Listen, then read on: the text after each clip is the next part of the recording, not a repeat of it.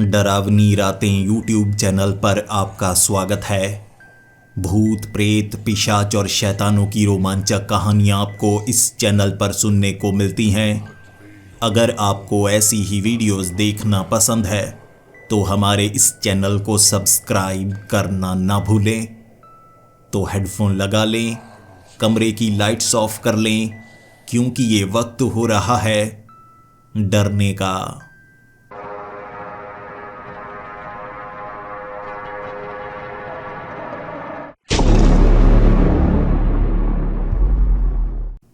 Hello दोस्तों, मेरा नाम रवि है और मैं उत्तर प्रदेश के सीतापुर शहर का रहने वाला हूँ। पेशे से मैं एक चौकीदार हूँ और यहाँ के 2 मोहल्ले मेरे पास हैं। हर रोज़ रात को 8 बजे यहाँ पहुँच जाता हूँ। उसके बाद सुबह 6 बजे यहाँ से निकलता हूँ। लेकिन मुझे मेरा काम बहुत ज़्यादा आसान लगता है। एक तो मोहल्ले के लोग बहुत अच्छे हैं। रात को 12 बजे सोते हैं तो पहले घंटे तो ऐसे ही निकल जाते हैं, किसी ना किसी के साथ बातें करना, सैर करना और मोहल्लों में घूमते रहना। 12 बजे सब सो जाते हैं। उसके बाद 4 बजे कुछ लोग उठते हैं जो सैर करने के लिए सुबह सुबह घूम रहे होते हैं। फिर उनके साथ बातें करने लगता हूँ। समय कैसे गुजर जाता है पता ही नहीं लगता। लेकिन ऐसा नहीं है कि मैं काम को अच्छे तरीके से नहीं करता। मैं पूरी रात घूमता हूँ, देखता हूँ कोई अनजान यहाँ किसी घर में चोरी करने की कोशिश तो नहीं कर रहा। कोई अनजान मुझे यहाँ चौराहे पर नजर आ जाए ना, मैं पीछा करने लगता हूँ और पूछता हूँ आप कौन हैं, कहाँ से आए हैं। फिर क्या, जिनके मन में चोर होता है वो तो डर कर भाग जाते हैं। और सुबह मैं पुलिस को बताता हूँ कि ऐसे थे कुछ लोग जो मैंने उन मोहल्लों में देखे। ऐसे पिछले 5 सालों से इन मोहल्लों में मैं काम करता आ रहा हूँ। अब तक एक भी चोरी नहीं हुई है। इसीलिए पुलिस वाले भी मेरी बहुत ज़्यादा तारीफ करते हैं। और मुझे मेरा काम सबसे ज़्यादा पसंद इसलिए है क्योंकि लोग मुझे पहचानते हैं, जानते हैं, अच्छा मानते हैं। और दिन के वक्त, जब सुबह के वक्त बच्चों को खेलते हुए देखता हूँ तो मेरा मन भी करता है कि मैं उनके साथ खेलूँ। और बच्चे भी मुझे पसंद करते हैं। क्रिकेट खेल रहे होते हैं तो मुझे भी अपने साथ खिला लेते हैं, मैं भी खेलने लगता हूँ। कुछ बच्चे घर से जो बना हुआ होता मुझे खिलाते हैं, प्यार करते हैं मुझे, कहते हैं चौकीदार अंकल आप भी खेला कीजिए ना, रात के वक्त भी हम खेलते हैं 8-9 बजे तक। मैं उन्हें कहता हूँ मुझे काम भी करना होता है। देखो, अगर मेरा मन करे तो पूरा दिन खेलता रहूँ, लेकिन काम की मजबूरी होती है। रात को जागता हूँ तो दिन के वक्त थकान होती है, थोड़ा ही समय निकाल पाता हूँ।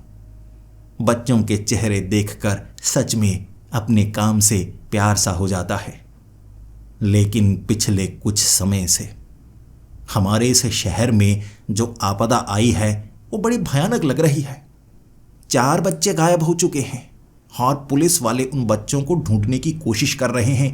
पता ही नहीं चल पा रहा बच्चे गए तो कहाँ गए। शहर भले ही बड़ा है लेकिन 4 बच्चे गायब हो गए। किडनैपर मांग भी नहीं कर रहे, किसी को नहीं पता बच्चे जिंदा हैं या नहीं। और अब पता लगा है कि आसपास के गांव हैं, वहां से भी 12 बच्चे गायब हो चुके हैं। किडनैपर बच्चों को उठा रहे हैं, ले जा कहाँ रहे हैं। पुलिस वाले पिछले 2 महीने से ढूंढने की कोशिश कर रहे हैं लेकिन ढूंढ नहीं पा रहे हैं। मैं भी रात के 8 बजे उस मोहल्ले में पहुंचा था क्योंकि दिन के वक्त बीमार होने के कारण मैंने दवाई खाई थी तो नींद खुली ही नहीं। लेकिन काम पर सही समय पर मैं पहुंच जाया करता था। रात के वक्त भीड़ देखकर मैं हैरान हो गया। एक घर के आसपास बहुत लोग खड़े थे। मुझे लगा कुछ बुरा तो नहीं हो गया, दिन के वक्त चोरी तो नहीं हो गई। जैसे ही मैं उस घर के पास पहुंचा, एक पुलिस वाले से मैं बात करने लगा कि आखिर क्या हुआ है, पुलिस वाले यहाँ क्यों हैं, कोई हादसा हो गया। उस पुलिस वाले ने कहा इनका बेटा घर नहीं आया, सुबह से ढूंढने की हम भी कोशिश कर रहे हैं, ये भी कोशिश कर रहे हैं। मैंने कहा अंकित? पुलिस वाले ने कहा तुम जानते हो? मैंने कहा हाँ हाँ, दिन के वक्त मैं उसके साथ खेला करता था। यहाँ सभी बच्चे भीड़ बनाकर वो पेड़ के नीचे क्रिकेट खेलने लगते हैं। मुझे अंकित सबसे ज़्यादा पसंद था, मेरे लिए खाने की चीज़ें लेकर आता था। लेकिन वो सुबह से घर नहीं आया तो कहाँ गया? पुलिस वालों का मानना था कि उसे भी किसी ने किडनैप किया है। ये सुनते ही मेरी आंखों में आंसू आ गए थे। वो मेरे अपने बेटे की तरह था। सच में मुझे बहुत अच्छा लगता था। मैंने कहा, देखिए, पूछने की कोशिश कीजिए, पता करने की कोशिश कीजिए। अगले 2 दिनों तक तहकीकात जारी रही। स्कूल से घर आते वक्त वो बच्चा कहाँ चला गया किसी को पता नहीं लगा। स्कूल की सीसीटीवी फुटेज चेक की गई, रास्तों पर लगे कैमरे चेक किए गए। एक खास जगह पर वो गया था, लेकिन उसके बाद आगे वाले सीसीटीवी फुटेज में वो आया ही नहीं। उस जगह से कोई उठाकर ले गया। 2-3 गाड़ियां निकली थी, लेकिन वो गाड़ियां चलाने वालों के घर जाकर भी पुलिस वालों ने अच्छे से तफ्तीश की थी, लेकिन उस बच्चे को भी ढूंढा नहीं जा सका। पुलिस वाले 2 महीनों से लगे हुए हैं, एक क्लू तक नहीं मिल पा रहा है। और इस बार मुझे ऐसा लगा था, धिक्कार है मुझे अपने काम पर। जहां की चौकीदारी मैं करता हूं, वहां पर एक बच्चा किसी ने किडनैप कर लिया। मुझे लग रहा था अगर इसमें मैं पुलिस वालों का कोई हाथ बटा पाऊं तो अच्छा रहेगा। मैंने एक पुलिस वाले से बात की थी, क्या आपकी मदद मैं कर सकता हूं? मैं भी लोगों के घरों में जाकर बात करने की कोशिश करूंगा। किसी ना किसी ने अंकित को देखा होगा ना, क्या मैं पूछ सकता हूं? उस पुलिस वाले ने कहा, बिल्कुल। देखो, हम खुफिया तरीके से तफ्तीश करते हैं। फाइल में क्या लिखा होता है हम तो तुम्हें बता नहीं सकते, लेकिन अगर तुम खुद से कोई इन्वेस्टिगेशन करना चाहते हो तो कर सकते हो। अगर कुछ ऐसा पता लगता है जो तुम्हें लगता है कि हमारे काम आ सकता है तो हमें ज़रूर बताना। मैंने कहा, जी जी बिल्कुल, मैं ऐसा ही करूँगा। फिर क्या, वो रात तो चौकीदारी का काम मैं करता रहा, लेकिन दिन के वक्त मैं तफ्तीश करना चाहता था। अंकित के घर गया मैं, उनके माँ बाप से बात करने लगा, अच्छे से पूछताछ कर रहा था और वो भी घबराए हुए। सब कुछ बोला उन्होंने कि सुबह सुबह अंकित स्कूल जाया करता है, दोपहर को चलकर स्कूल से घर आ जाता है। इस बार भी वो स्कूल से तो निकला लेकिन घर नहीं पहुंचा, रास्ते से किसी ने किडनैप कर लिया। वैसे कई जगह ऐसी होती है जहां वो दोस्तों के साथ जाता है, लेकिन वो अकेला कहां पर हुआ कुछ सेकंड के लिए, और उसके बाद कोई उसे ढूंढ नहीं पाया। वहां है तो कई गलियां, लेकिन किसी न किसी ने तो देखा होगा कि बच्चा कहां गया। मैंने उनसे पूछा कौन सी गलियां, वो कहां कहां से निकल कर आता है। जितने घर हैं मैं हर एक घर में जाकर पूछताछ करूंगा। अंकित मेरे बेटे की तरह ही था। फिर क्या, स्कूल से घर आने में लगभग 15 से 20 मिनट का समय लगता था अंकित को। कह सकते हैं कि 700 से 800 मीटर दूर था वो स्कूल, ज़्यादा दूर भी नहीं था। चलकर स्कूल से वो घर आता था। रास्ते में कई गलियां पड़ती हैं, एक भी गली सुनसान नहीं थी। सभी गलियों में घर हैं और उन घरों में लोग भी रहते हैं। अगर कोई अंकित को पकड़ने की कोशिश करता, ज़बरदस्ती करता, तो वो चिल्लाता, चीखता। ऐसी आवाज़ किसी ने नहीं सुनी थी और पूरा दिन उन घरों में मैं पूछताछ करता रहा। चिल्लाने की आवाज़, चीखने की आवाज़, ऐसी कोई आवाज़ आपने सुनी हो? अंकित के स्कूल में जाकर बाकी बच्चों से मैंने पूछताछ की कि तुमने अंकित को कहाँ तक देखा। उन्होंने भी वहीं बताया था कि कई जगह तो हम इकट्ठे ही जाते हैं, शरारतें करते हैं, लेकिन उस दिन थोड़ा सा झगड़ा हो गया था और उसने रोते रोते कहा था कि मैं जल्दी घर जाना चाहूँगा, अब तुमसे बात नहीं करूँगा।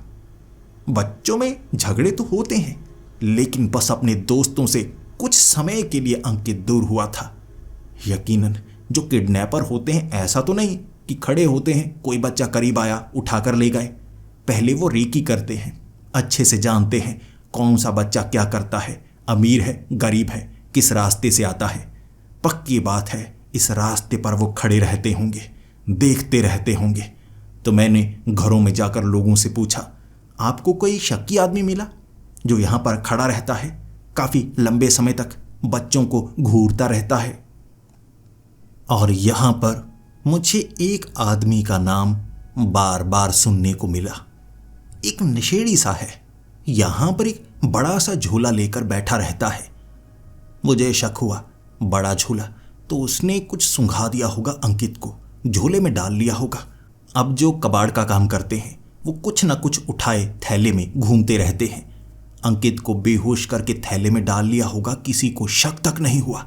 और बीच में छोटी छोटी गलियां भी है, वहां से निकलने का रास्ता भी है। पुलिस वाले सोच रहे थे ऐसी जगह होगी जहां से गाड़ी निकल सकती होगी, तो गाड़ी में डालकर ही किडनैप किया होगा। ऐसे बच्चे को कोई उठाकर लेकर जाएगा बाइक पर तो कोई ना कोई देख सकता है, लेकिन पुलिस वालों को शक हुआ ही नहीं। अगर ऐसा कोई इंसान झोले में डाल कर ले जाए, थैले में डाल कर ले जाए, शक तक नहीं करेगा कोई। मैंने उन लोगों से पूछा वो कैसा दिखता है, क्या दोबारा मैं उसे देख सकता हूं, क्या पहले यहां हुआ करता था, कितने समय से आता है। उन्होंने कहा पिछले कई सालों से वो यहां घूमता रहता है, बच्चों से मांगता रहता है। बस फिर क्या था, दिन के वक्त जब बच्चों को छुट्टी हुई मैं उन गलियों में घूमने लगा, ढूंढने लगा किसी ऐसे आदमी को जो बड़ा सा झूला लेकर यहां पर बैठा रहता हो। 2 दिन मैंने वहां पर बिताए और तीसरे दिन मुझे वो आदमी मिल गया। जब मुझे एक घर से एक औरत ने आवाज लगाकर कहा, वो देखो ये वही वाला है, आप पूछ रहे थे ना। बस फिर क्या, मेरी नजर उस तरफ पड़ी। भले ही वो कबाड़ का काम करता था, बड़ा थैला लेकर घूमता रहता था, लेकिन आज उसने थोड़े अच्छे कपड़े पहन रखे थे।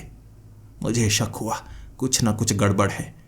कई ऐसे लोग होते हैं जो बच्चों को किडनैप करते हैं, घर वालों से फिरौती नहीं मांगते, बच्चों को बेच देते हैं। यकीनन ये ऐसा कुछ करता होगा, इसे तो मैं छोड़ूंगा नहीं। फिर क्या, मैं उसके पीछे भागा और मुझे अपनी तरफ आते हुए देख शायद वो घबरा गया। उसने अपना थैला वहां पर फेंका और फिर जो वो भागा। मैं उसका पीछा कर रहा था क्योंकि अंकित को बचाने के लिए सिर्फ एक ही रास्ता था, बस उसे सड़क के किनारे मैंने घेर लिया। मैं मुक्कों की बारिश उसके चेहरे पर कर रहा था क्योंकि उसे निढाल करना था, तगड़ा था, वो बचना चाहता था, मुझे धक्का दे रहा, मेरा गला घोंट रहा, लेकिन मैं उस पर हावी हो चुका था। जानता था आज मेरे हाथों से ये बच गया, ये गायब हो जाएगा, मैं इसे ढूंढ नहीं पाऊंगा और अंकित को ढूंढना मेरी जिंदगी का सबसे बड़ा मकसद था। पकड़ लिया उसे, जकड़ लिया उसे, खंबे के पास एक रस्सी के सहारे बांधा और उसके बाद मैं पुलिस को बुलाना चाहता था, लेकिन उससे पहले उससे पूछना चाहता था, बता जरा अंकित कहाँ है, देख सच सच बता दे, पुलिस आएगी तो बहुत पीटेगी। उसने कहा, कौन अंकित? तुम मेरा पीछा इसलिए कर रहे थे क्योंकि कोई लड़का मेरे पास है? मैंने कहा, देख तू चालाक बनने की कोशिश कर रहा है, वैसे पुलिस को मैंने बुला लिया है, पुलिस आती होगी, उससे पहले पहले कबूल कर ले, देख मैं तेरी मदद करूंगा। बच्चे कहाँ पर हैं, अंकित कहाँ पर है? उसने कहा, मुझे नहीं पता अंकित, और पुलिस को मत बुलाओ भाई, पुलिस को मत बुलाओ, मैं दोबारा जेल नहीं जाना चाहता। वो मानने को तैयार ही नहीं था, लेकिन पुलिस से डर रहा था। मुझे लगा ये मुझसे नहीं डरेगा, पुलिस के खौफ से सब कुछ सच उगलेगा। पुलिस वाले कुछ ही समय में वहां पर पहुंच चुके थे। फिर क्या, पुलिस वालों ने उसे खोला और फिर एक पुलिस वाला मेरे पास आकर कहने लगा, पूरी बात बताओ। अभी तो वो औरत ने फ़ोन किया है, उसने कुछ बताने की कोशिश की, थोड़ी हकला रही थी, तुम बताओ तुम्हें कैसे लग रहा है कि अंकित को इसने उठाया होगा? मैंने उन्हें पूरी बात बता दी कि ये वहीं पर थैला लेकर बैठा रहता है। अगर मान लो कि इसने अंकित को कुछ सुंघाया, थैले में डाला और पतली गलियों से निकलकर ये अंकित को दूर ले गया, तो आप कौन सा ढूंढ पाएंगे? जो मैं सोच रहा था, पुलिस वाले उस बात को मान गए। फिर क्या, लॉकअप में जब उसकी थोड़ी सी पिटाई हुई, उसने बोलना शुरू कर दिया, लेकिन वो ये मानने को तैयार था ही नहीं कि उसने अंकित को उठाया है या किसी और बच्चे को उठाया है। उसके थैले में नशीली चीज़ें थी, वो बच्चों को कई बार नशीली चीज़ें दिया करता था, कॉलेज स्टूडेंट्स को भी ये नशीली चीज़ें बेचा करता था। इसीलिए वो ऐसे कबाड़ी बनकर थैला लेकर वहाँ पर बैठा होता ताकि बच्चे उसे रुपए दे और बदले में वो नशीली चीज़ें उन्हें दे। पुलिस वालों ने बहुत पीटा और वो ये तो मान गया कि वो नशा तस्करी करता है, लेकिन बच्चे कहाँ पर है उसे नहीं पता था। और पुलिस वालों ने मुझे कहा, रवि देखो, वैसे तो उसको बहुत पीटा है और हम समझ जाते हैं कब कोई झूठ बोल रहा है, कब कोई सच बोल रहा है।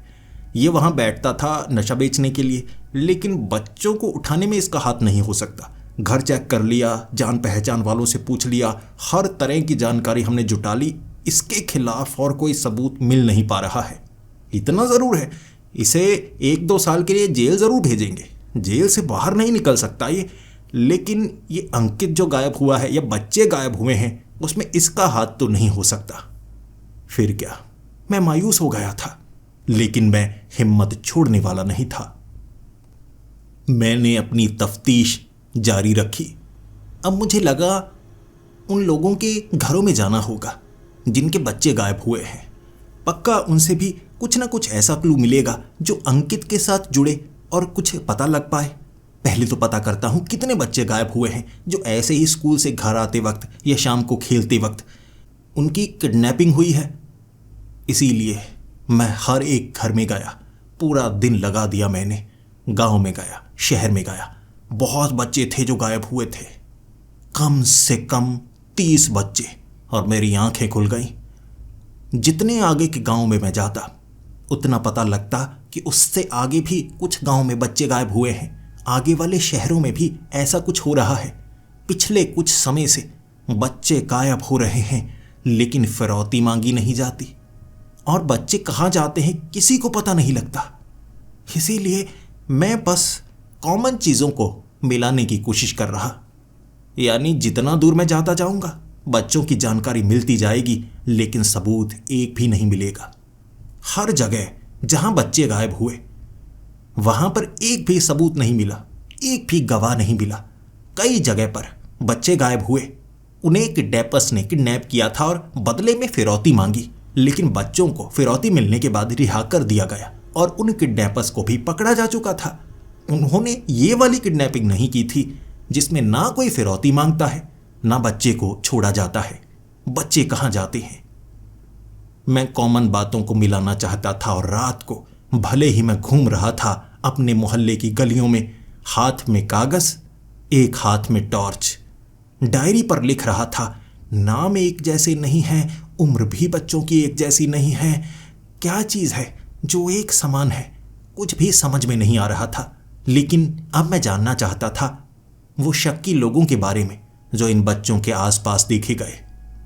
2 दिन लगाए मैंने, हर एक स्कूल में गया जहां से बच्चे गायब हुए थे। मैंने टीचर्स से पूछा, उन बच्चों के दोस्तों से पूछा, क्या किसी पर तुम्हें शक है जो आसपास उन बच्चों के घूमा करता था, जो बड़ा अजीब हो, जो कुछ खाने को देता हो या लालच देता हो कि यहाँ चलो मैं तुम्हें कुछ दूंगा, ऐसा कुछ? कई बच्चे कुछ लोगों पर शक कर रहे थे। मैंने उनसे भी पूछताछ की। पुलिस वाले को मैंने साथ लिया। पुलिस वाले अच्छे थे, वो खुद इस पर तफ्तीश कर रहे थे, तो मैंने उनकी मदद ली। उन्हें लगा कि मैं असल में उनकी मदद कर रहा हूँ। कई जगह वो मुझे साथ लेकर गए। पुलिस वाले, क्योंकि मैं चौकीदार था, तो मुझ पर भरोसा करते थे और मैं उनकी मदद करना चाहता था। लेकिन उन लोगों को पकड़ने के बाद, सख्ती से पूछने के बाद भी इस केस में कुछ भी ऐसा नहीं मिला जो हमारे काम का हो। मैं निराश हो चुका था, लेकिन अब मुझे लगा मैं क्यों ना उन बच्चों के घर जाकर देखूं, डायरी में चेक करूं। वो बच्चे किसी से मिल रहे होंगे, या हो सकता है किसी ने कोशिश की हो, कोई बच्चा पहले बचा हो। मैं उन बच्चों के घर गया, एक एक करके उनके घर में पड़े खिलौने देख रहा, समानता जानने की कोशिश कर रहा था। किसी ने डायरी रखी थी, किसी ने नहीं। कोई बच्चा कुछ लिखा करता था, कोई नहीं लिखा करता था। समानता मिल ही नहीं रही। लेकिन 4-5 बच्चों के घर जाने के बाद मुझे एक समानता मिली और मैं यकीन ही नहीं कर पाया।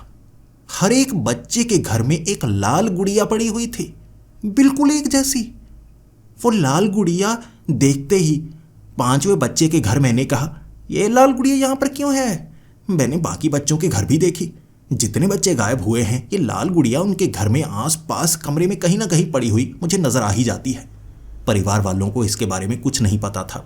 हर एक परिवार में मैंने पूछा और उन्होंने यही कहा, स्कूल से कहीं लेकर आया था बच्चा।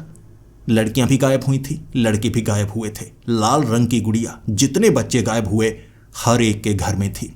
एक गुड़िया उठाई मैंने, उसके बाद अलग अलग परिवार के लोगों से पूछा मैंने, इसके बारे में जानते हैं?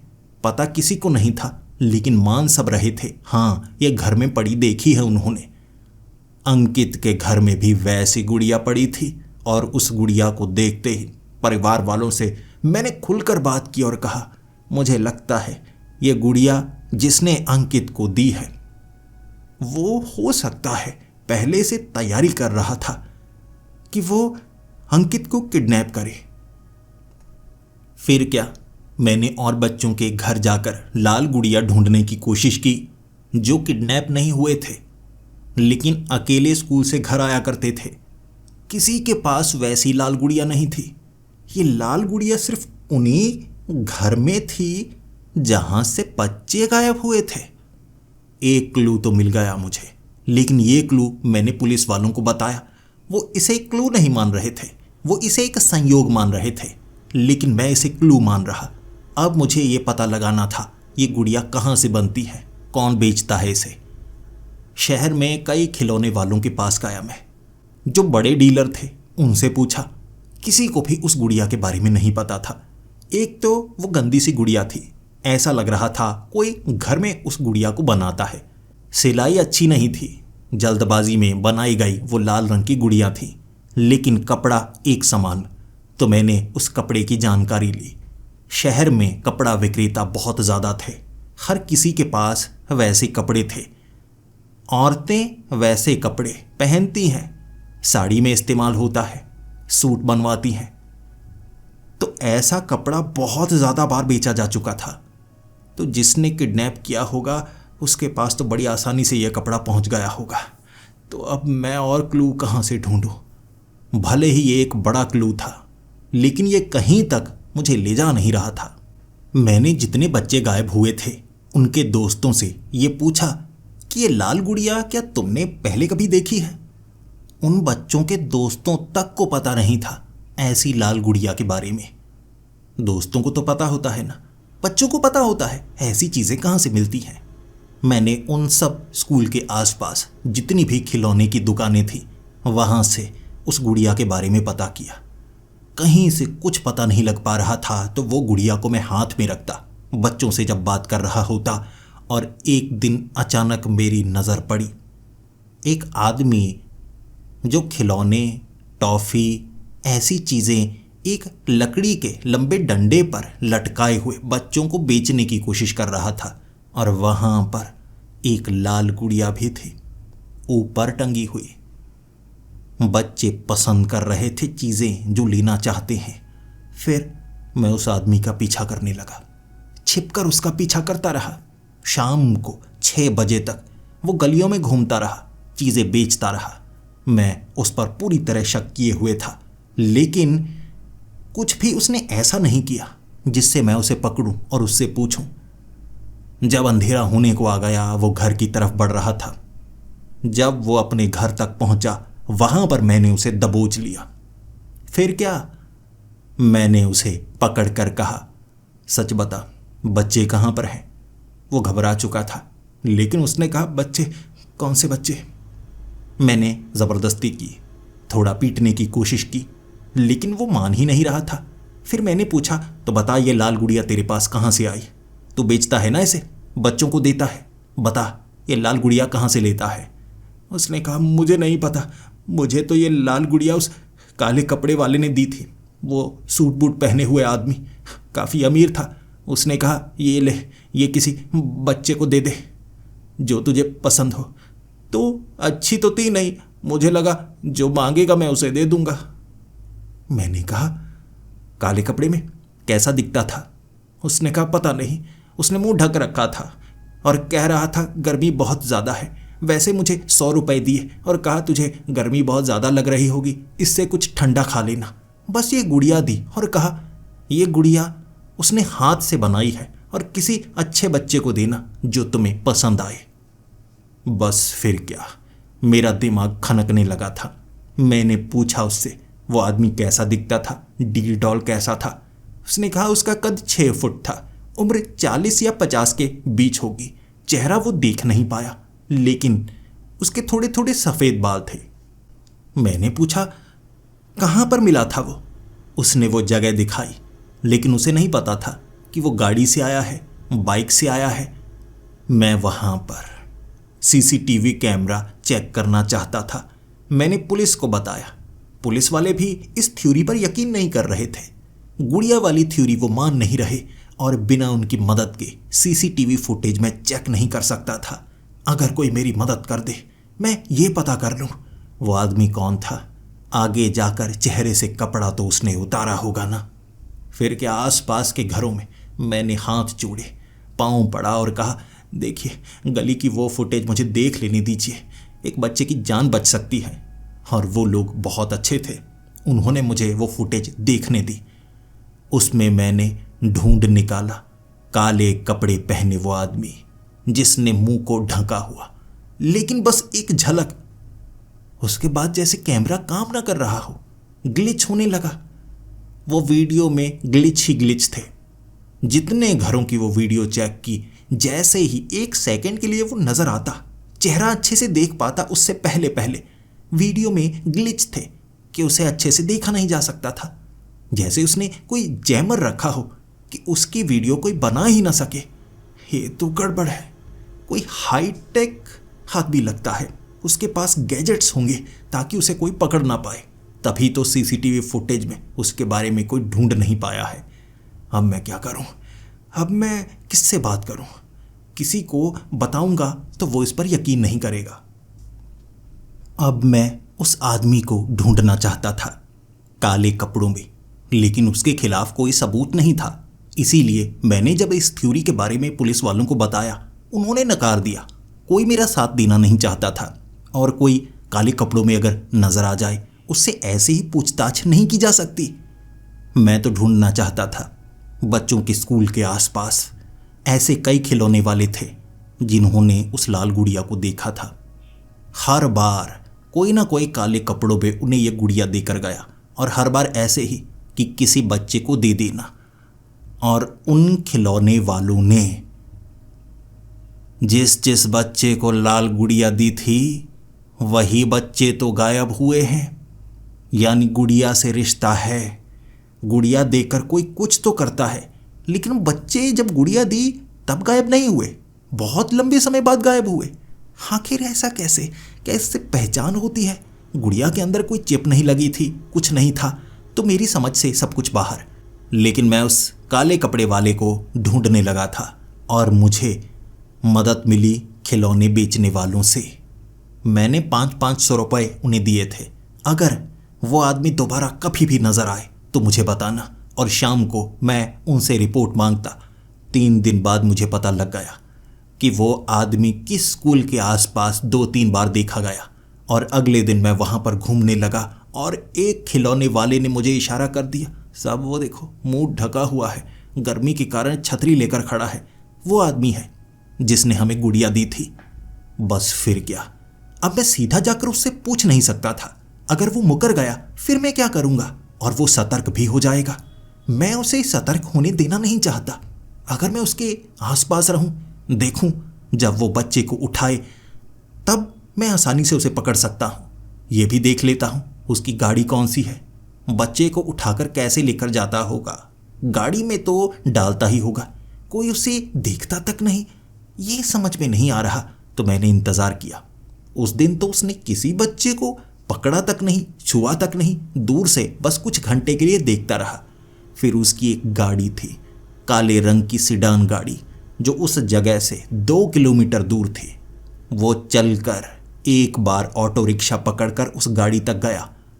शक तो उस पर तभी हो गया क्योंकि कोई आदमी गाड़ी दूर लगाकर उस जगह क्यों आएगा, ताकि किसी को शक ना हो। लेकिन बच्चे को इतनी दूर कैसे लेकर जाता होगा? क्या बच्चे को ऑटो में डालकर लेकर जाता होगा? मैं ऑटो वाले से बात भी नहीं कर सकता था, लेकिन मैंने उसकी गाड़ी का पीछा किया। वो गाड़ी शहर के बाहर गई थी। एक गांव के पास एक बड़ी हवेली थी, वहां पर एक अमीर आदमी रहता था, और उस जगह वो गाड़ी गई। बिल्कुल खाली सी जगह थी, क्योंकि उसने आसपास की जमीन को भी खरीद रखा था। बहुत ज्यादा अमीर आदमी था, और कहते हैं खिलौनों का काम करता है। उसकी किसी और शहर में बड़ी फैक्ट्री है, और भी कई काम हैं। मैंने आसपास लोगों से पूछने की कोशिश की, लेकिन आसपास के इलाके को उसने खरीद रखा था। घर तो बने हुए थे, लेकिन उन घरों में कोई रहता नहीं था। इतने ज़्यादा घर खरीदे हैं, बेचा नहीं, ना किराए पर देता है। अकेलापन उसे पसंद है। समझ भी पा रहा था अकेलापन क्यों पसंद है। बच्चों को किडनैप करके किसी न किसी घर में रखता होगा। 2-3 घरों के अंदर झांकने की कोशिश की, लेकिन पुलिस वाले को ये बताऊंगा, कोई मेरी बात नहीं मानेगा। सबूत इकट्ठा करता हूं। सबूत कैसे ढूंढूं? उस बड़ी हवेली के अंदर कुछ ना कुछ तो मिलेगा। मैं तब उस हवेली के अंदर घुसूंगा जब आसपास कोई ना हो। इतनी बड़ी हवेली, रहने वाला अकेला, और सीसीटीवी कैमरा नहीं लगाया उसने। ऐसा कैसे हो सकता है? ऐसा तो कोई ऐसा इंसान ही करेगा जो गलत काम करता है और नहीं चाहता कि फुटेज घर में भी आए ताकि कोई उसका इस्तेमाल कर सके। बस फिर क्या, दिन के वक्त उस घर के आसपास घूमने लगा छिपकर। जब वो आदमी गाड़ी लेकर निकला, मैं जानता था कुछ घंटों के लिए वो जा रहा है, और पीछे से उस हवेली के अंदर घुसना मेरे पास आखिरी रास्ता था। बड़ी दीवार फांदकर आगे वो बड़ा गार्डन था जिसमें पौधों की कटाई अच्छे से नहीं की गई थी, साफ सफाई नहीं थी, लेकिन हवेली बहुत ज़्यादा बड़ी। आगे वाला दरवाज़ा बंद था। खिड़की से मैं अंदर घुसा। अंदर घुसते ही किसी अमीर का घर ऐसा नहीं होता। पुराना फर्नीचर, बड़े शेल्फ लगाए गए थे कमरों के अंदर। बेड नहीं था, शेल्फ ही शेल्फ, खिलौने ही खिलौने, खिलौने ही खिलौने। वहाँ पूरी तरह से सन्नाटा था। लेकिन कोई बेडरूम के अंदर शेल्फ क्यों लगाएगा? बेड कहीं पर नहीं था। इतनी बड़ी हवेली में एक भी बेड नहीं, तो बेडरूम कहा ही नहीं जा सकता। बस गुड़िया ही गुड़िया, गुड़िया ही गुड़िया। कुछ अच्छी लग रही, कुछ बड़े अजीब तरीके से बनाई गई। सारी की सारी गुड़िया मोम की बनाई गई थी। लेकिन धीरे धीरे फुसफुसाने की आवाज़ें आने लगी, अजीबोगरीब फुसफुसाने की आवाज़ें। मुझे लग रहा था कोई ना कोई यहाँ पर मौजूद है, लेकिन कोई वहाँ पर था नहीं। मुझे डर था कोई मुझे पकड़ ना ले। ये आदमी ने बच्चों को किडनैप किया है, लेकिन रखा कहाँ पर होगा?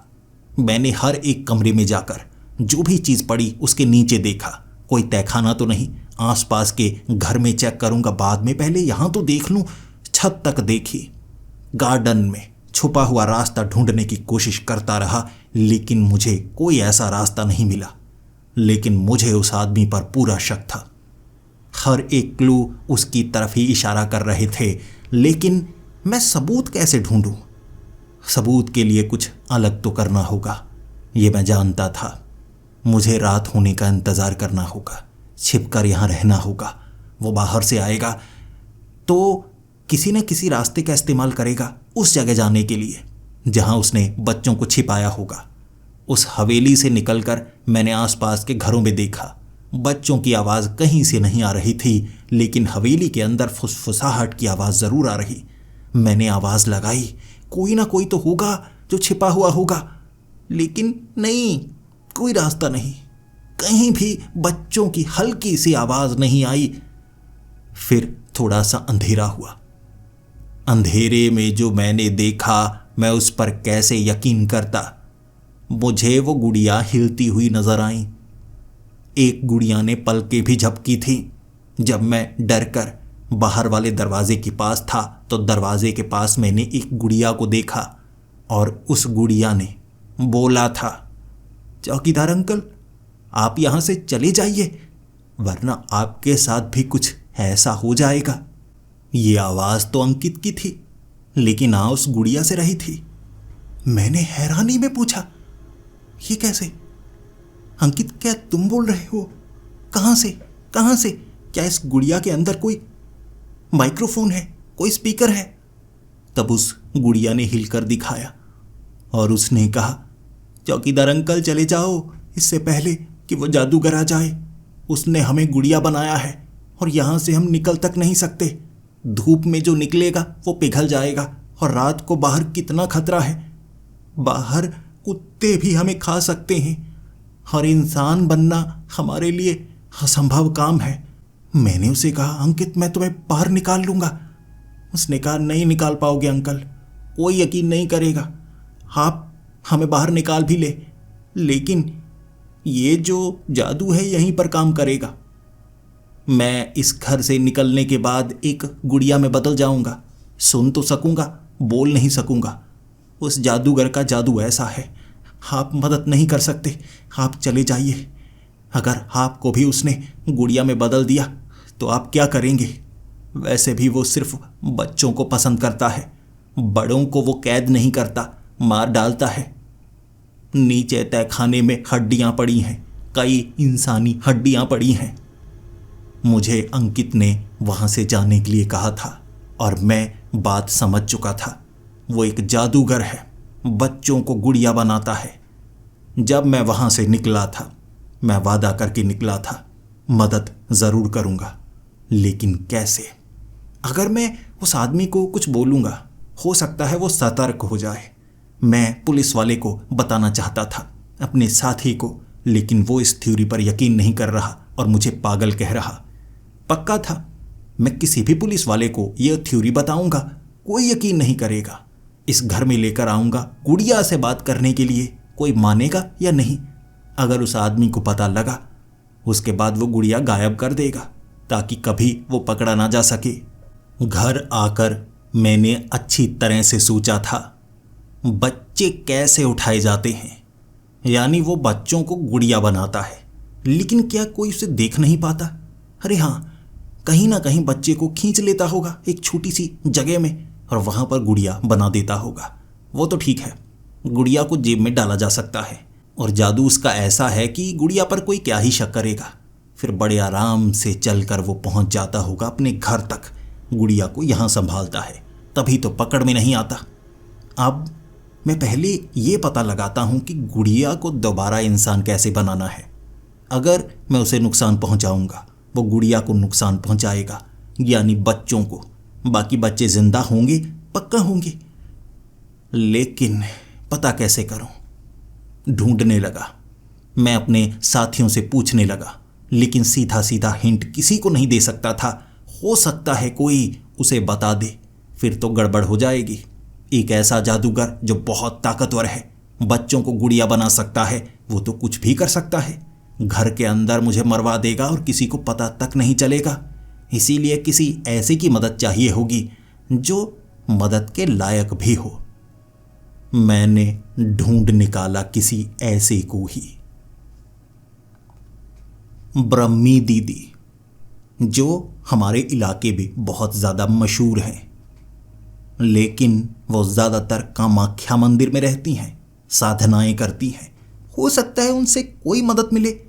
मेरे पास ये छोटी गुड़िया ज़रूर है, इसके ज़रिए वो किसी तरह का जादू करता है, तो उनसे पूछता हूँ। कामाख्या मंदिर की तरफ निकला था मैं। वहाँ पहुँचकर ब्रह्मी दीदी से मिलना चाहता था, लेकिन वहाँ पर और भी कई साधु संत आए हुए थे, मेला लगा हुआ था। मैं उनसे आसानी से मिल ही नहीं सकता था, लेकिन लड़ाई झगड़ा करके, ज़रूरी बात बताकर, एक संत का सहारा लेकर ब्रह्मी दीदी तक पहुंचा। मैंने बताया मैं उसी शहर से हूं जहां से आप हैं। वो खुश हुई कि मैं इतनी दूर मिलने के लिए आया हूं, लेकिन मैंने कहा मुझे मदद चाहिए, मदद थोड़ी मुश्किल है, काम मुश्किल है। ब्रह्मी दीदी ने बताया ऐसा क्या है, घर में कोई मुसीबत है, कोई अड़चन आ चुकी है। मैंने कहा उससे भी ज़्यादा बुरा, एक ऐसा जादूगर है जो बच्चों को किडनैप कर रहा है और पुलिस वाले तक उसके खिलाफ सबूत इकट्ठा नहीं कर सकते क्योंकि वो बच्चों को गुड़िया बना रहा है। मुझे उसके घर के बारे में पता है, लेकिन इस जादू के बारे में मैं समझ नहीं पा रहा। ब्रह्मी दीदी हंसी थी। ऐसा कौन सा जादूगर आ गया जो बच्चों को गुड़िया बनाकर उठा कर ले जा रहा है? मैंने ब्रह्मी दीदी को वो गुड़िया दिखाई थी। उन्होंने गुड़िया को पकड़ा। मुझे नहीं पता अपनी मुट्ठी में उन्होंने क्या किया था, लेकिन उनकी आंखें फटी की फटी रह गई जब आंखें खोलकर मेरी तरफ देखा उन्होंने। ये गुड़िया पर काला जादू किया गया है, वशीकरण। इससे किसी को भी वश में किया जा सकता है, लेकिन कंट्रोल नहीं। ये वशीकरण के जरिए उसके शरीर के अंग को साधा जाता है, चुनाव किया जाता है। ये गुड़िया किसी ने बनाई है किसी को काबू करने के लिए, उसके शरीर को काबू करने के लिए। पक्का जो तुम कह रहे हो उस बात में दम लगता है। बताओ, अब पूरी बात बताओ। मैंने ब्रह्मी दीदी को पूरी बात बताई। कि ऐसे बच्चे गायब हुए हैं 30 से ज़्यादा, जबकि मैंने उस हवेली में 100 से ज़्यादा गुड़िया देखी थी। अंकित से मैंने बात की। ब्रह्मी दीदी ने कहा, फिर तो पुलिस वालों को तुम बताओगे, यकीन नहीं करेंगे। मैं मदद करने की कोशिश करूंगी। मैं वहां पर आ नहीं सकती, किसी को भेज नहीं सकती, तरीका ज़रूर बता सकती हूँ। उन्होंने बताया कि उस घर के आसपास रक्षा कवच बनाया गया होगा, ताकि किसी भी ताकत को कैद किया गया है तो वहां से उसे बाहर ना निकाला जा सके। जब मैं रक्षा कवच को तोड़ दूंगा तब मैं उन गुड़िया को बाहर तो निकाल पाऊंगा, लेकिन वो गुड़िया के रूप में ही रहेंगे। तब भूखे प्यासे वो मारे जाएंगे, क्योंकि उस शरीर में वो खा पी नहीं सकेंगे। तो मुझे उनको इंसानी शरीर में बनाकर घर से बाहर निकालना होगा, और उसके लिए मुझे स्मरण कक्ष तक पहुंचना होगा।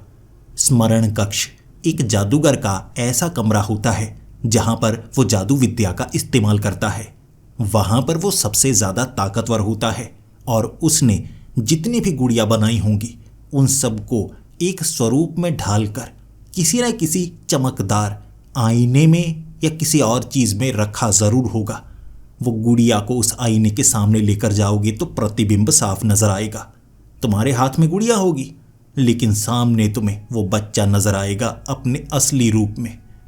उसके बाद उस आईने को तुम्हें तोड़ना होगा। आईने के टूटने के बाद उस आईने के जरिए बनाए गए जितने बच्चे हैं वो सब अपने रूप में आ जाएंगे। लेकिन अगर उसने और किसी जादू विद्या का इस्तेमाल किया होगा उस कक्ष को भी सुरक्षित करने के लिए, तो मुसीबत बढ़ सकती है। ब्रह्मी दीदी ने तरीका तो बता दिया था, इसी के साथ रिस्क भी बताया था कि कोई जादूगर जो इतनी बड़ी ताकत को अपने अंदर समाये हुए है, इस ताकत के बारे में पूरी तरह से ब्रह्मी दीदी को भी नहीं पता था, जबकि पिछले 30 सालों से यहाँ पर वो साधना कर रही हैं और इसे वो अब तक पूरा नहीं कर पाई थी। तो वो होगा तो कोई बड़ा जादूगर। लेकिन अगर वहाँ पर बच्चों को आज़ाद करवाते करवाते मैंने कोई गलती कर दी, हो सकता है मेरी जान चली जाए और उससे भी बदतर जिंदा रहते हुए उसका कैदी बन जाऊं, एक गुड़िया के रूप में। मैंने दिन के वक्त का इस्तेमाल किया। सुबह सुबह जब वो घर से निकला था, मैं एक दीवार को फांदकर उस हवेली के अंदर चला गया। दरवाजे को खोला मैंने। देख सकता था कितनी सारी गुड़ियां हैं वहां पर। सब बच्चे हो सकते हैं या हो सकता है साधारण गुड़िया हो। अभी उसने इसके अंदर बच्चों को कैद करना हो, लेकिन मुझे उस कक्ष को ढूंढना है, स्मरण कक्ष। वहां पर उसकी ताकत कैद है। एक एक करके मैं अलग अलग कमरों को ढूंढता गया। सच में पूरे घर में आईना ही नहीं था। क्या वो बाथरूम में भी आईना नहीं लगाता? क्या वो अपना चेहरा देखना नहीं चाहता? मैंने ढूंढने की कोशिश की, लेकिन पूरा दिन लगाने के बाद भी मैं आईना ढूंढ नहीं पाया। और जैसा कि अंकित ने बताया था, बड़े लोगों को मार डालता है, गुड़िया नहीं बनाता। हड्डियां अब भी तहखाने में हैं, तो मुझे तहखाने तक जाना होगा। रास्ता भले ही मुझे नहीं पता, ढूंढने की कोशिश की थी मैंने कि कोई कमरा होगा और, लेकिन अगर अंकित बताए, और अंकित से बात करने के लिए अंधेरा होने तक मुझे इंतज़ार करना होगा, और इसमें खतरा बहुत ज़्यादा हो सकता है। मुझे छिपना होगा, वो आदमी आ जाएगा, मुझे तब भी छिपे रहना होगा। अंधेरा होने पर अंकित से बात करनी होगी, और इसमें रिस्क बहुत ज़्यादा है। एक इतने बड़े जादूगर के घर में छिपना, उसे बिना बताए उसके राज का पर्दाफाश करना और बच्चों को बचाना। मैंने सोचा हुआ था। मैं छिप गया एक अलमारी में, इंतज़ार करने लगा। दिन गुजर चुका था। अंधेरा होने से पहले वो वापस आ गया। गाड़ी की आवाज़ हुई थी और दिल की धड़कन तेज़ हो चुकी थी। अब तक किसी गुड़िया ने मुझसे बात नहीं की थी। फुसफुसाहट की आवाज़ें आती, लेकिन मेरी समझ में कुछ नहीं आ रहा। एक भी गुड़िया हिल नहीं सकती थी। फिर क्या, जैसे ही वो जादूगर अंदर पहुंचा, सूंघने लगा। सूंघते सूंघते कहने लगा, किस गुड़िया ने ये किया है? बड़ी अजीब सी बदबू है। ऐसा लग रहा है किसी के पसीने की बदबू है। मेरी सांस रुकी पड़ी थी। वो सूंघ सकता था, मैं पसीने से लथपथ था। उसकी ये बातें मेरे लिए खौफनाक होती जा रही थी। वो जादूगर एक कमरे में गया। बहुत समय उसने वहां पर लगाया। वहां उसने अपने कपड़े बदले थे। मैं इंतजार करता जा रहा था। उसके बाद मुझे एक आवाज सुनाई दी, चौकीदार अंकल, आप यहां क्या कर रहे हैं? चौकीदार अंकल, चले जाइए। मैंने उस अलमारी का दरवाजा खोला। यह अंकित था। छोटी सी गुड़िया उसका चेहरा लग रहा था। इस बार मैंने ध्यान से देखा और उसने कहा, चौकीदार अंकल, आप दोबारा यहां क्यों आ गए? आप कुछ नहीं कर सकते। मैंने उसे कहा, मुझे तरीका पता है। यहां खुफिया कमरा कहाँ है जहां पर ये साधना करता है या खास जादू करता है? ज्यादा समय कहां पर बिताता है? अंकित ने कहा, एक कमरा है इस हवेली के नीचे, लेकिन वहां हड्डियां नहीं हैं। वो अलग कमरा है। वहां पर ज्यादा समय वो बिताता है और उसके आसपास किसी को हानि नहीं देता। हम हिल सकती हैं, सभी गुड़िया, सभी लोग, लेकिन उस कमरे तक कोई नहीं जा सकता। वो सजा देता है, उबले हुए पानी में हमें डाल देता है। हम मोम की तरह पिघलने लगते हैं। दर्द बहुत होता है, इसीलिए किसी की हिम्मत नहीं होती। सब जलने से डरते हैं। जब हमें गुड़िया बनाया गया, 2 दिनों तक मुझे भी ये सजा दी गई ताकि गलती कोई ना करे। गलती करने पर सजा कितनी भयानक हो सकती है, सब डरते हैं। मैंने उसे कहा, आईने कहाँ हैं? क्या वहां पर आईने हैं? उसने कहा, हाँ, वहां पर आईने हैं, आईने मौजूद हैं। बस फिर क्या? अंकित ने मुझे रास्ता बताया। चिमनी के ऊपर एक दरवाजा है। उसे धक्का देने पर खोला जा सकता है। उसके पीछे सीढ़ियों से नीचे जाने का रास्ता, और नीचे है वो कमरा जहां पर आईने ही आईने हैं। वहां ज्यादा समय बिताता है वो, और हर बार एक गुड़िया लेकर निकलता है। फिर उस गुड़िया को लेकर कहां जाता है कोई नहीं जानता। बस फिर क्या, तरीका मुझे पता लग गया था, लेकिन इतना भी जानता था, पूरी रात यहां पर बिताऊंगा, गड़बड़ होने के चांस ज्यादा हैं। जैसे ही वो उस कमरे में था, मैंने उस कमरे का दरवाजा बाहर से बंद कर दिया, कुछ फंसा दिया उसमें ताकि वो दरवाजा खोल ना पाए। अंकित वो गुड़िया के रूप में मुझे वो रास्ता दिखा रहा। चिमनी के ऊपर का वो दरवाजा खोलकर मैंने सीढ़ियों को देखा था। मैं आईनों को तोड़ देना चाहता था, लेकिन सीढ़ियों से नीचे उतरते ही, जैसे ही मैं उस कमरे तक पहुंचा, वो जादूगर पहले ही वहां खड़ा था। मुस्कुराता हुआ कहने लगा, यहां आने का एक ही रास्ता नहीं है।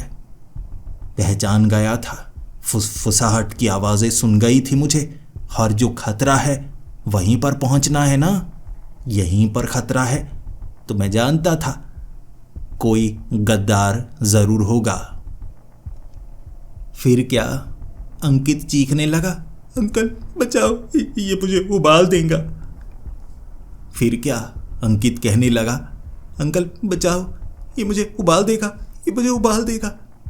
मैंने कहा, डरो मत अंकित, तुम जो भी हो, बच्चों को यहां पर किडनैप करके रखते हो। अब ज्यादा समय नहीं है, खुद हार मान लो या मैं तुम्हें सजा दूं। उसने कहा, सजा कैसे दोगे? कोशिश कर लो। मैंने उसे धक्का देने की कोशिश की। वो लोहे से भी ज्यादा भारी था। मैंने उसके शरीर पर कुछ गड़ाने की कोशिश की ताकि उसे जख्मी कर पाऊं। उसका शरीर पत्थर के समान था, भारी, सख्त, उसे चोट पहुंचाई नहीं जा सकती थी। मैंने 2-3 मुक्के मारने की कोशिश की, लेकिन उसे चोट नहीं लग रही। तब मैं सोच रहा, करूं तो क्या करूं। उसने एक मुक्का मारा था, मेरी जबड़े की हड्डी टूट गई, एक तरफ गिर गया था। बेहोश नहीं हुआ था मैं, लेकिन जानता था ये जादूगर है, बहुत ज्यादा ताकतवर, लेकिन अंकित को तो बचाना है। मैंने कहा, अंकित, बाहर का दरवाजा खुला है, जैसे ही तुम इंसानी रूप में आओ भाग जाना, और जितने भी बच्चे हैं सबको भागने के लिए कहना। वहां पड़ा कुछ भारी सामान उठा उठा कर मैंने आईनों पर मारना शुरू कर दिया। वो चीखने लगा था। एक एक करके मैंने हर एक आईने को तोड़ा, भले ही मेरी एक बाजू टूट चुकी थी। बच्चों के चीखने की, रोने की आवाजें और अंकित की आवाजें, भागो भागो। बस फिर क्या, कोई एक बच्चा पुलिस तक पहुंच जाए, किसी तक पहुंच जाए, फिर ये कुछ नहीं कर पाएगा। और उसने मेरी गर्दन को पकड़कर कहा था, तूने मेरी जिंदगी बर्बाद कर दी, अब मुझे यह सब छोड़कर जाना होगा, लेकिन तुझे जिंदा नहीं छोड़ूंगा। तू जिंदा नहीं बचेगा, भले ही तूने बच्चों को बचा लिया। उसने मुझे 2 बार उठाकर पटका था। जबड़ा मेरा टूटा हुआ था, बाजू मेरी टूटी हुई थी, दर्द बहुत ज्यादा हो रहा और मैं जानता था जिंदा तो मैं बचने वाला नहीं। ये उसका जादू है जिससे वो ताकतवर है। लेकिन फिर उसके चीखने की आवाज आई थी। उसका ध्यान पड़ा ही नहीं। अंकित सीढ़ियां उतरकर नीचे आ गया था मुझे बचाने के लिए, लेकिन एक कांच के बक्से से उसने एक गुड़िया को निकाला था। ये गुड़िया जब वो मरोड़ रहा, वो जादूगर चीखे मार रहा। अंकित ने कहा, अंकल, गुड़िया के रूप में तो ये जान पाए लेकिन कुछ कर नहीं पाए। इंसानी शरीर में कर भी सकते हैं। इस गुड़िया में इसकी जान है। ये गुड़िया में इसने ताकत रखी हुई है। इसे चोट पहुंचाने पर इस जादूगर को चोट लगेगी। अंकित ने गुड़िया को मरोड़ना शुरू कर दिया। मैंने उसे धक्का दिया और फिर क्या, वो गुड़िया को मैंने फाड़ डाला। चीखें मारने लगा था वो और चीखता चीखता मोम के रूप में आ गया। मोम की मूर्ति बन गया था अकड़कर। असली इंसान नहीं लग रहा। अंकित को इसके बारे में नहीं पता था, लेकिन हम वहां से बाहर निकले। बच्चे कई भाग चुके थे। कई बच्चों को मैंने समझाया। पुलिस को यही कहना इसने किडनैप किया, फिर कहना कोई नशीली चीज खिलाता था जिससे अजीब सपने आते थे, और तुम सब गुड़िया नहीं थे, इसने कैद किया था, तुम्हें लग रहा होगा कि तुम गुड़िया थे। अगर बच्चे पुलिस वालों को कहते कि इसने गुड़िया बनाया था, कोई यकीन नहीं करता। लेकिन मेरी कहानी अगर बच्चे ऐसे बताते, पुलिस वाले समझते, सही से समझते। ऐसा ही हुआ। पुलिस खुश थी। बच्चे संख्या में 70 थे। दूर दूर के गांवों से किडनैप हुए बच्चे भी यहां पर मिले थे। इतनी भीड़, और मैंने उन बच्चों को बचाया। बच्चों ने ये बताया था। फिर उस जादूगर की तलाश शुरू हुई थी। मैंने पुलिस वालों को ये नहीं बताया कि मोम की वो मूर्ति ही वो जादूगर है, क्योंकि इस बात पर कोई यकीन नहीं करता। लेकिन उसे ढूंढने की कवायद आज भी जारी है। उस मूर्ति को मैंने जलाकर पिघलाया था ताकि वो दोबारा जिंदा ना हो जाए।